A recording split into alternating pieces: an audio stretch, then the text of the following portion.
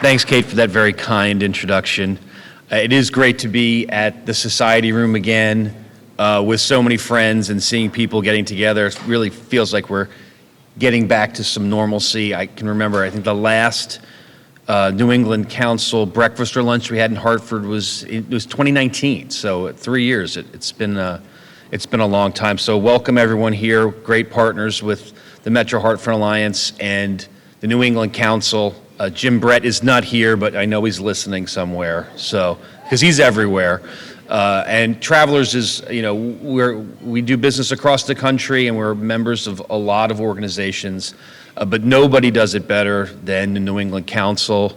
They're just a terrific organization, do a great job for their membership. Larry's here today, he's a great friend, and when you ever call Larry, he's one of those guys when you call him, he says yes, and then he asks you what the question is.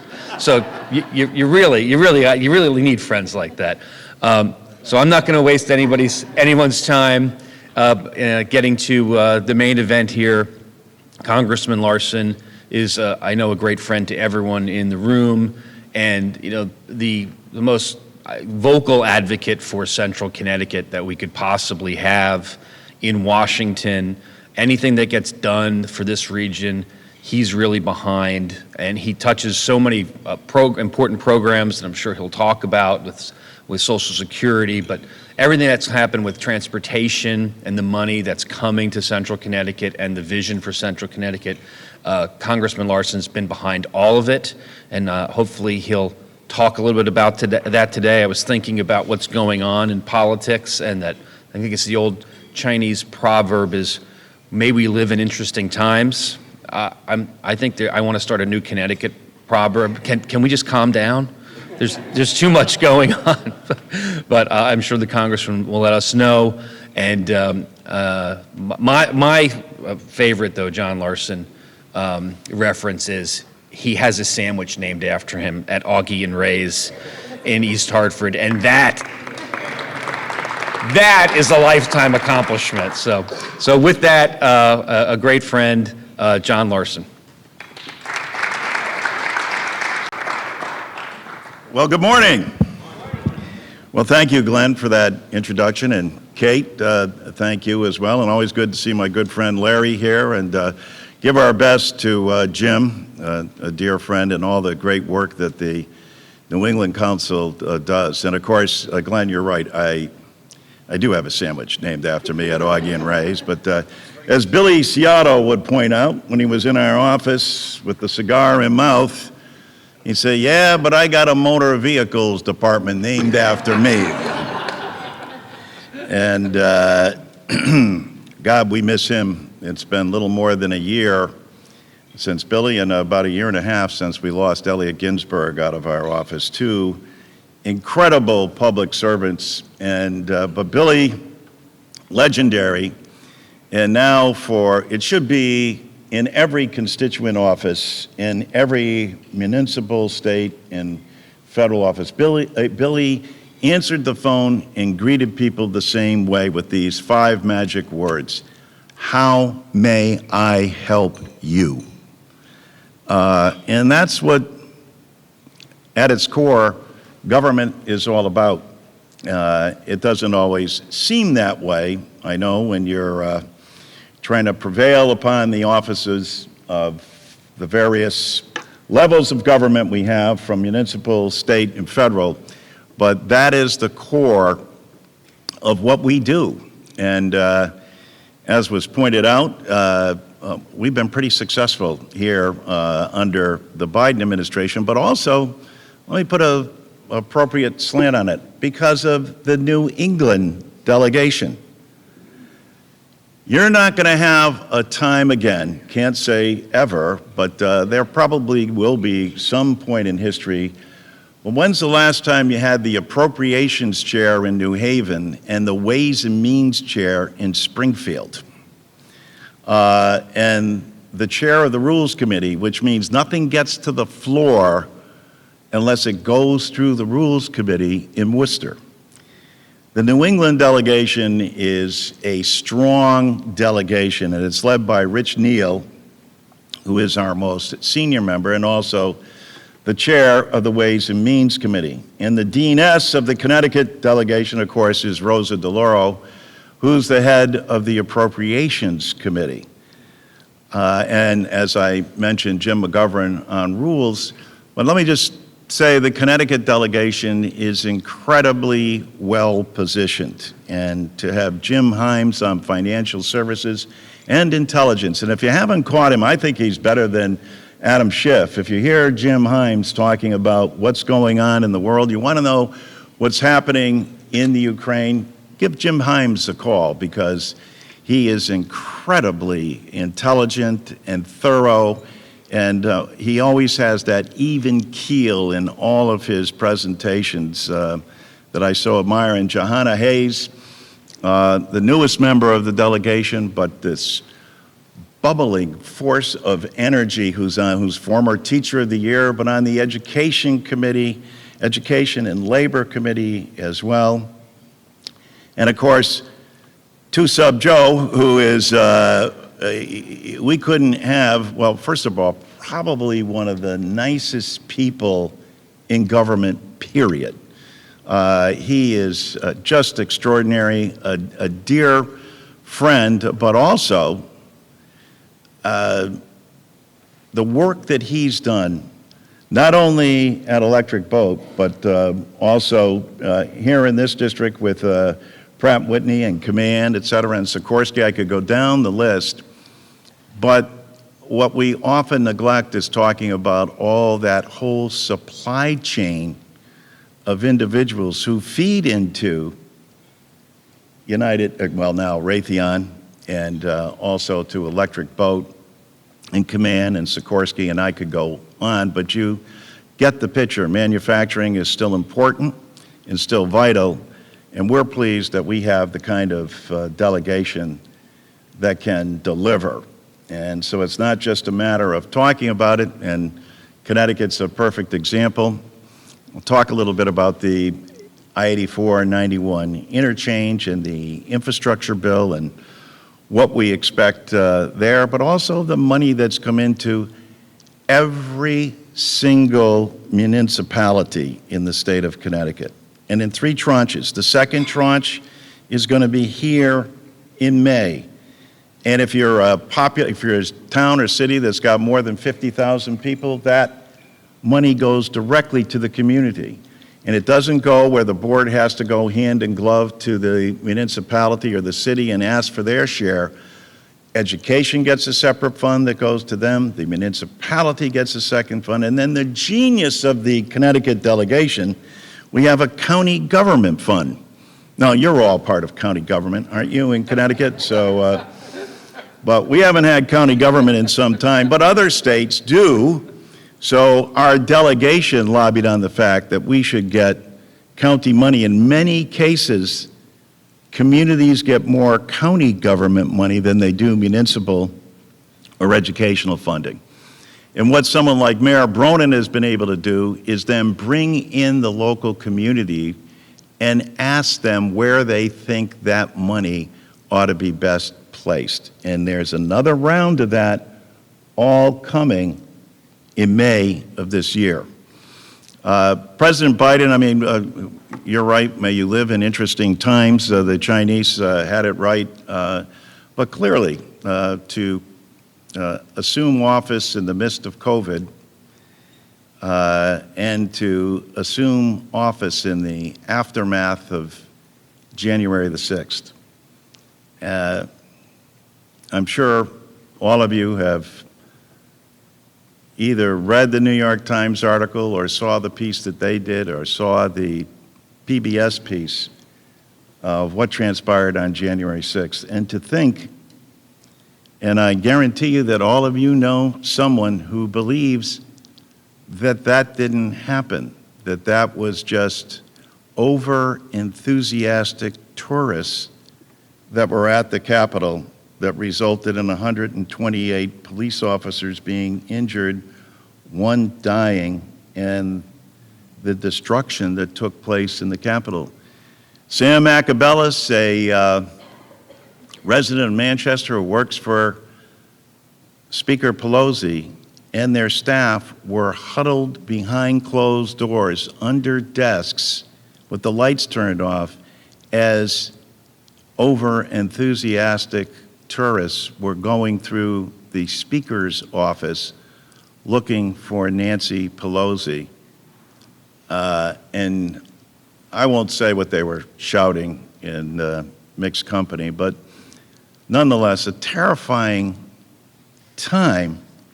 And yet, Congress and Nancy Pelosi especially did the right thing and made sure that we reconvened and that the peaceful transition of our democracy went forward. And that was bipartisan.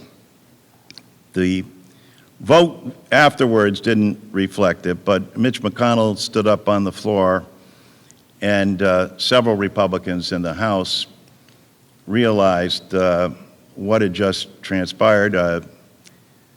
Some of you may have seen, I've nominated Liz Cheney for the Profiles in Courage Award because clearly during these interesting times, Glenn, some people just stand out. Do you realize that she, a member of Congress who's not in leadership, has a unit assigned to her because her life has been threatened so many times?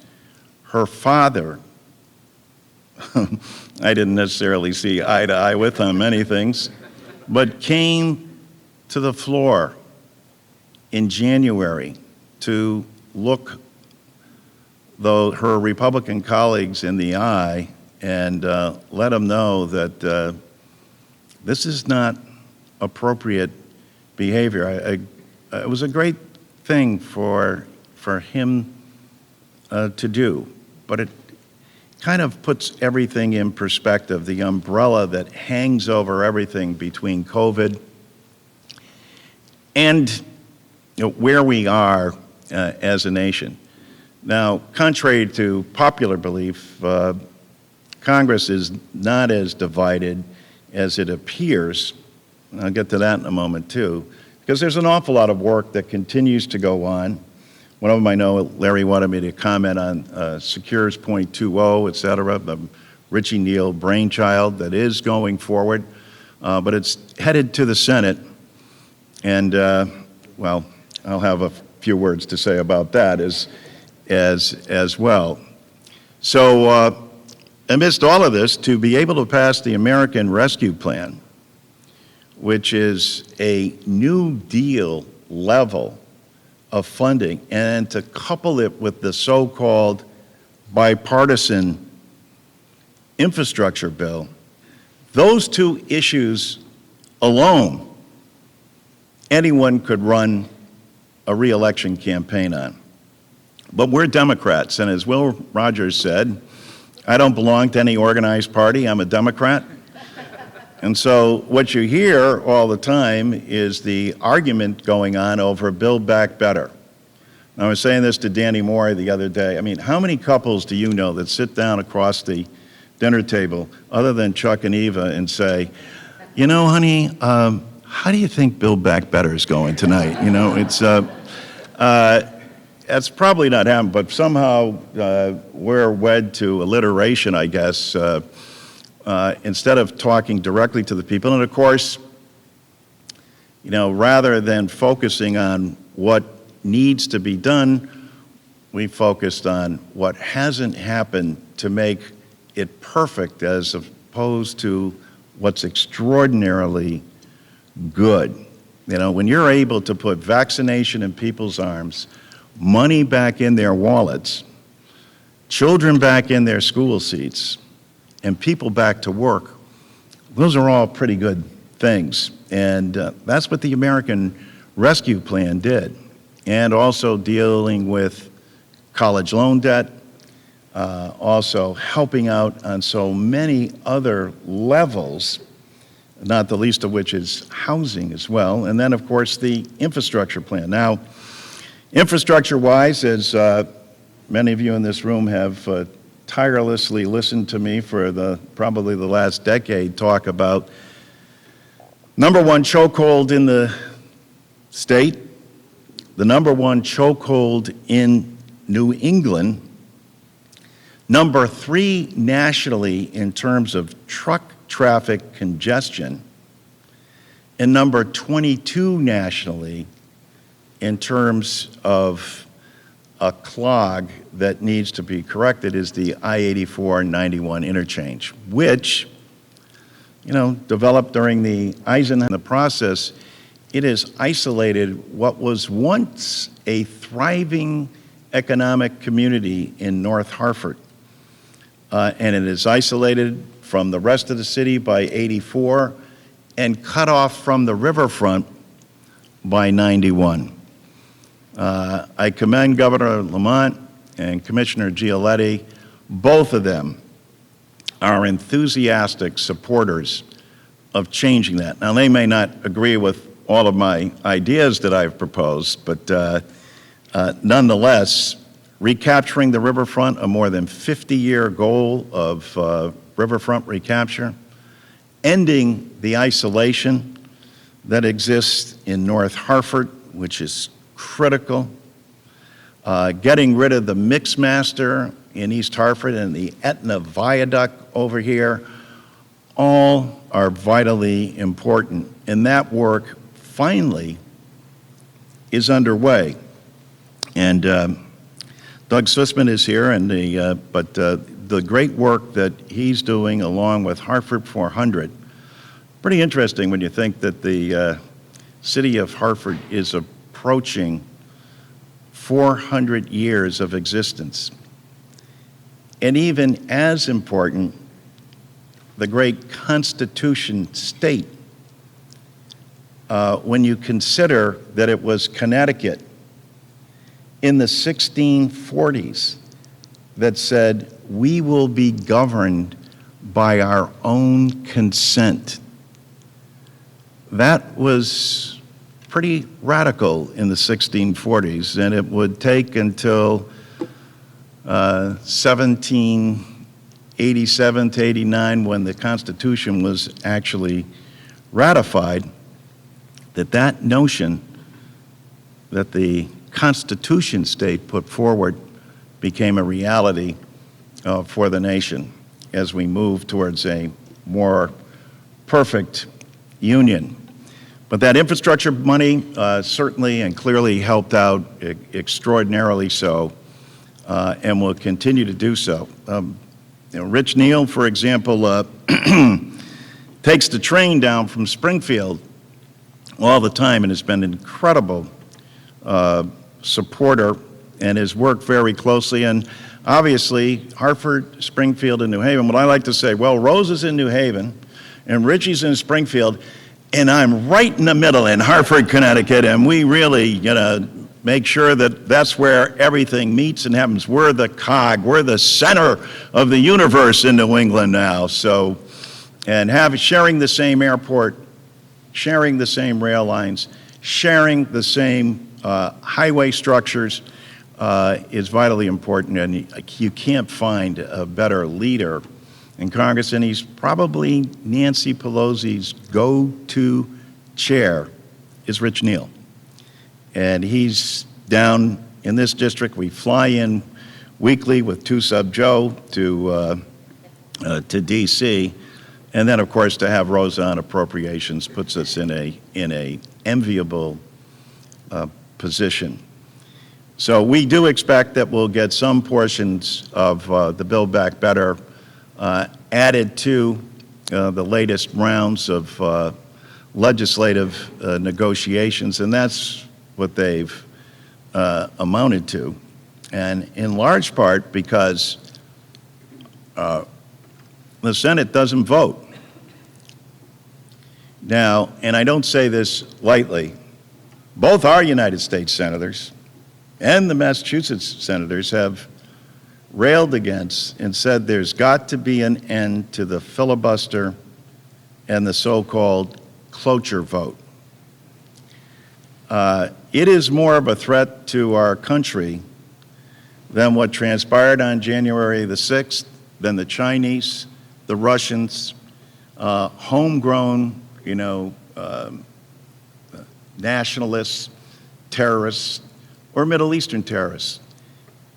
Because if in a democracy one chamber doesn't vote. Currently, there are over 300 bills passed by the House of Representatives that sit in the United States Senate and will not be taken up because of the cloture vote. You may have seen the more visible struggle over the John Lewis Voting Rights Act. Now, what was that? That was recodifying the Civil Rights Act of 1965. Does that seem terribly controversial to you? Or H.R. 1, which is the Voting Rights Act, which expands voting capability and gives greater access to the polls. I'm introducing a bill that's, Danny was kidding me. He says, I saw you with Miles Rappaport the other day talking about introducing a bill based on his book. I said, I am. I said, I think it's vitally important. It's a civic responsibility to vote. Everybody does cheers. In the last election, which is huge turnout, one of the highest in our history, 64% of the American people came out to vote. In Australia, where they've had this law that this bill has been modeled after, they get 90% participation annually. So I think it's important and incumbent upon us in this day and age to have a civic responsibility, just like jury duty is, for people to go to the poll. You don't have to vote. You can tear up your ballot, but you have to demonstrate that you're going to go to the polls and vote. And in doing so, also, Rosa and I have a bill, and so does Tom Cole from Oklahoma, about civic and teaching civics and history again, and I would add to that financial literacy for our students, which many of whom are graduating high school with no knowledge. And so is it any wonder why in today's world on the internet and with social media, anyone who speaks up and has a podcast or goes on Facebook, all of a sudden what they say becomes fact or perceived truth. So again, it's why I say that the most important thing that we can do is reform the cloture vote so that first and foremost, the Senate votes. Now, I'd like to blame Mitch McConnell for it, but let me tell you, Harry Reid was just as bad as Mitch McConnell. And, you know, when you have a bill that calls for direct negotiation for prescription drugs and passes one body, but is never voted on, and to bring it home to everybody in Connecticut, and New England for that matter, because you all know the story. It'll be 10 years this year that Sandy Hook took place. First graders murdered in their classroom. These mothers have made a pilgrimage every year to Congress to call upon Congress to pass universal background checks. 70% of the NRA support universal background checks. And here are these mothers, heart in hand, with their stories. And so finally this year, they said, we realize what the issue is. It's the filibuster and cloture vote. Can you imagine? It breaks Chris Murphy's heart, who was in the Congress at the time, and when we, in the House of Representatives, when we passed the bill initially, and then now as a United States Senator, there has never been a vote. A vote. If you disagree with it, fine, vote. If you got a better idea, you amend it. But that's not happening in the United States Senate, the so-called, bipartisan infrastructure bill. How many of you went to the public hearing for that? Oh, did you see it on TV anywhere? Oh, yeah, that's right. It was about 7 people negotiating with the president. And so you got to say, well, come on, John, it's a Democratic president. There were 7 Republicans, and there were a few Democrats. The House of Representatives, under Peter DeFazio, passed an infrastructure bill in July of last year. It was 3 times as much as the so-called bipartisan bill and far broader in its reach. Fully vetted, went through all the public hearing processes with all the 50 states and was bipartisan. But as President Biden explained to the House caucus, all of that's true, and I'm going to work with you to continue to get more of that agenda, especially in infrastructure, done in Build Back Better. But we're in a bind. I campaigned on being bipartisan. These senators, with a wink and a nod from Mitch, went down and negotiated this bill. And every governor, including our own, called upon the House to pass a bill because infrastructure hadn't been funded, even though President Bush, President Obama, Donald Trump all said they were going to do it, but it was never funded. So the governors, rightfully, you couldn't blame them for saying something has finally passed the Senate. And if you send them back, the way it's supposed to work, if you're in disagreement, you go to a conference committee. When's the last time any of you, and I see a lot of government affairs people here, have to say, geez, how's that bill doing in the conference committee? You haven't, because there haven't been votes.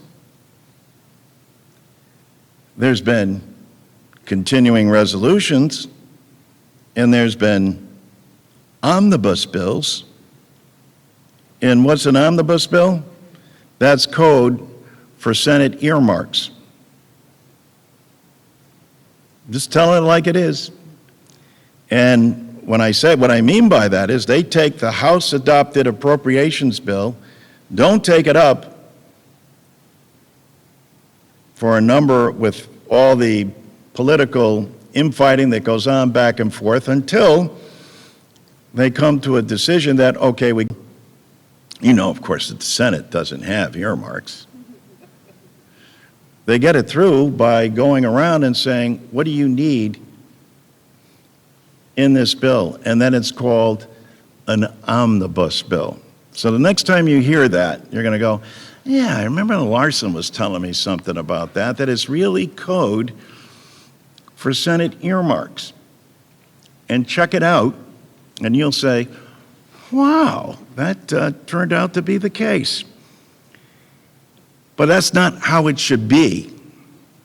And as painful as a democracy can be, if one chamber is not voting, and the reason, and let me try to do my best, Mitch McConnell. Well, the Senate was designed by our forebears to curb the passion of the House of Representatives. Of course it was. Yeah, like 300 bills, 70% of them, which are bipartisanly approved, that's curbing the passion. No, what it's doing is putting power in one chamber so that nothing that happens unless that chamber moves. And so that's why you've heard all this discussion about reconciliation. What other year have you heard any discussion about reconciliation? But it was both the cloture vote and reconciliation are tools of West Virginia. And Senator Byrd. Now, geez, isn't there another senator from West Virginia right now who's in the mainstream all the time? You get to hear about him, and the press goes on and on and on. Even PBS, I had to call them up. I said, look, they said Congress isn't working. I said, no, the House of Representatives is working. They did all their business in regular order in July. Why aren't you talking about the Senate and the cloture vote and what that means? And why, if that isn't changed, how does the public get to the point where it says that if government can't deliver on what their elective representatives have campaigned on because it's what their citizens are requesting, how does a democratic republic survive? So that can do far more damage than January 6th or Middle Eastern terrorists or Russia or China. It's right here in our own backyard, and that's what we've got to do to change that and to get back to a system where if there's disagreement in the two chambers, it goes to a conference committee. And then the conference committee sends it back to the respective houses, and there's an up or down vote. The operative word here being voting. But if you have a rule that's designed not to vote, and they get to say, well, no, I didn't vote on that. I voted on the cloture rule. And, well, yeah, I'm old-fashioned. I happen to favor the filibuster. That's why I voted for it. No, that was good legislation, but no, I didn't vote against that, or I didn't vote for that. I voted for cloture. And the American people slowly are coming around to that, but business leaders, and who can blame people that lobby, because you're grateful if all of a sudden something that you didn't think was going to be in a bill ends up being there. But think of the vast majority of things that should be there, should be discussed, but never get voted on. The Democratic Republic cannot survive without that. But we're blessed.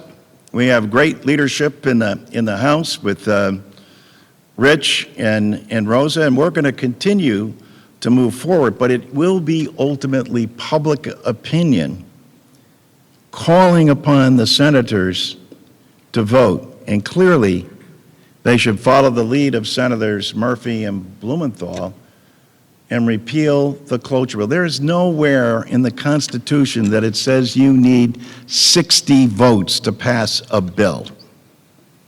It's clear that Madison and our forefathers had in mind was that you vote and a majority will is carried. Otherwise, how does the republic function? And so the dysfunction that occurs that you read about or hear really starts with the lack of a vote. The most fundamental thing that's required in a democracy. When you raise your hand and take that oath of allegiance to the Constitution, you do so with the knowledge that you're required to vote on behalf of the citizens that you represent.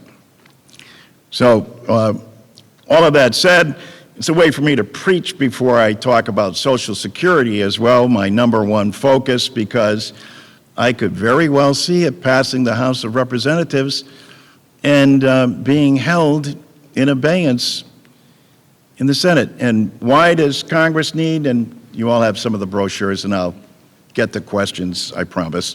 But Social Security is the number one anti-poverty program for the elderly in the country. It's the number one anti-poverty program in the country still now that the child tax credit passed but was only in effect for a year, we hope to make it permanent, and I believe that will be the case in the House by July, but who knows what the Senate will do. But #1 anti-poverty program for the elderly, #1 anti-poverty program for children, #1 use of disability, more so by veterans than they utilize the VA. And oh, by the way, the most efficient and effective program in government. For all you insurance people in the audience, a 99% loss ratio. It's kind of what the Travelers has, right, Clinton? Right. Any business would love to have that kind of a ratio. And what that simply means is that less than 1% of the Social Security that's deducted from people's paychecks goes into administration. That's pretty remarkable in a system that has never failed. You don't have to go back to 1935 when it passed, and you all could recite, as I could, what happened during the Great Depression. We don't have to go back. We can go back to 2008, 2009, when people's 401ks became a 101k. And Social Security during that same time never missed a payment. Not a pension payment, not a disability payment, not a spousal dependent coverage payment was missed. It is the safety net, as Roosevelt would have said, to deal with the vicissitudes of life. A funny thing about vicissitudes, they don't talk about that at Augie's when I'm there, but the hardships that through no fault of your own that you're exposed to.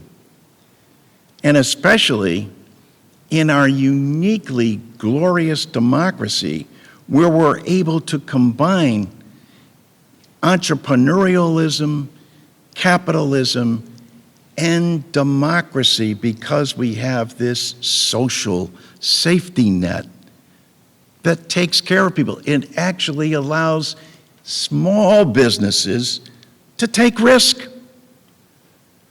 Where else could you get a pension plan, a disability plan, spousal dependent coverage? And our colleagues on the other side call it a tax. It's actually an insurance policy, right? It's called FICA, right? You can look at your pay stub. Federal Insurance Contribution. Whose? Part employer, part employee. If you're self-employed, you're doing both sides of it. But in return, you have the most effective governmental program in the nation and the #1 anti-poverty program. Now, Congress, in its vast wisdom, has not done anything to enhance Social Security in more than 50 years. Now, let's see, a gallon of milk in 1971 cost 71 cents. You all know where this goes from here, and we can talk about milk, we can talk about gas, we can talk about rent, we can talk about pharmaceuticals. But in 50 years,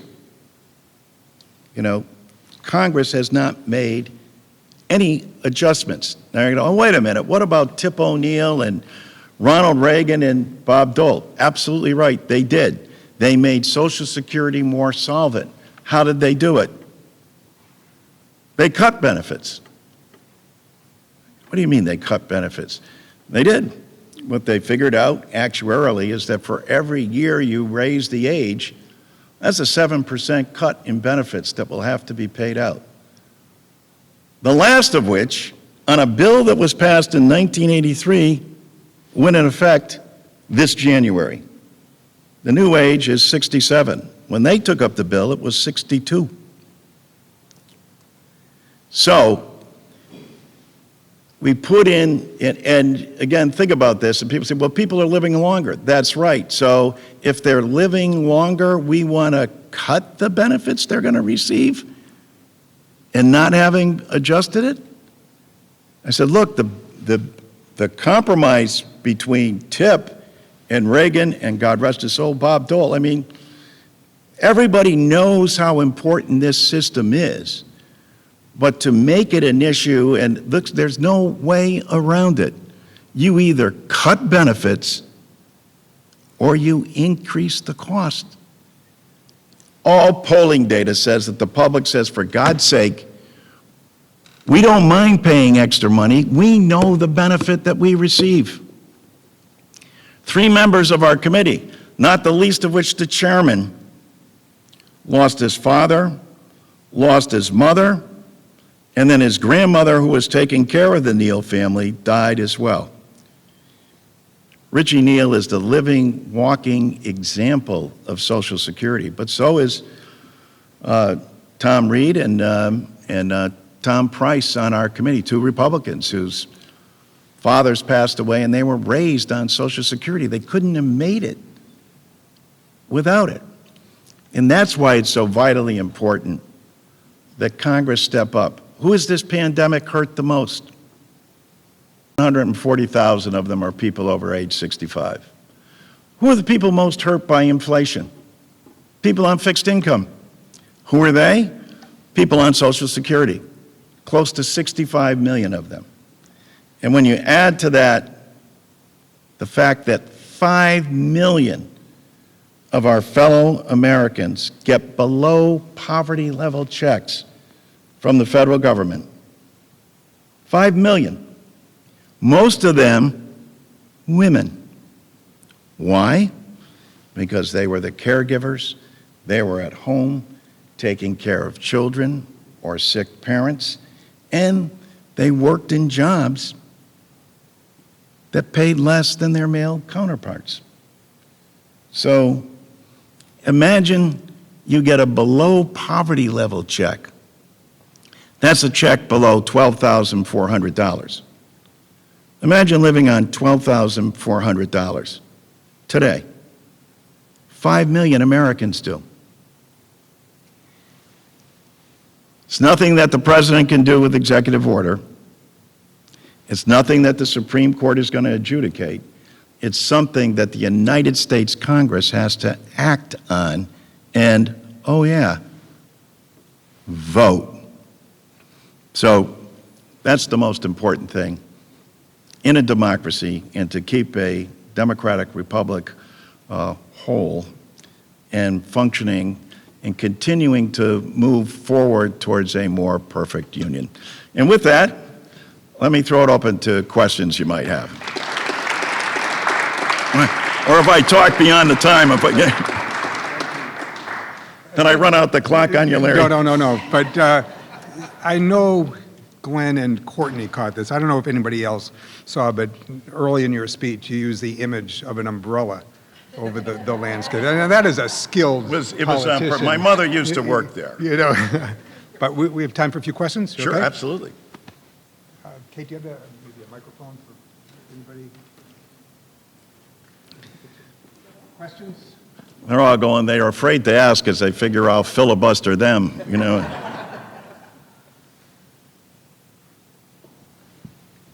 Here we go, Larry. Congressman, thanks for the speech. When we talk about Social Security and other, we rely on all those employers like Travelers and Aetna, the Hartford, you know, real employers here in Connecticut who have brought up our generations. I just wanted to thank you for having an open door with your staff and others for employers like mine, Eversource, to be able to work with you to forward our agenda in Connecticut as well. Thank you. As Billy Seattle would say, how may I help you? And I want to, but also about Social Security and why, again, in our system it's so important. I went to the Aetna school. Sorry, Glenn, you know, but, and we were trained that there were 3 legs to the financial stool. And the only leg on that stool that it's a guarantee is Social Security.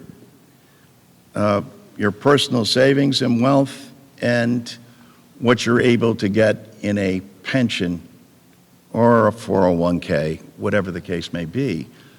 But that leg on the stool that never misses a payment, the industry knows how important that is, because then they're able to augment that. And that's why Secures 0.20 is so important as well, because we want to give, so nobody's going to get wealthy on Social Security. They're going to barely make it, even with the changes that we're making in this. But if we're also making it more accessible and people see the light at the end of the tunnel, and especially millennials, 10,000 baby boomers a day become eligible for Social Security. And for Congress not to act is a crime. I mean, this is ludicrous, but, and everybody pretends like, let's just kick the can down the road.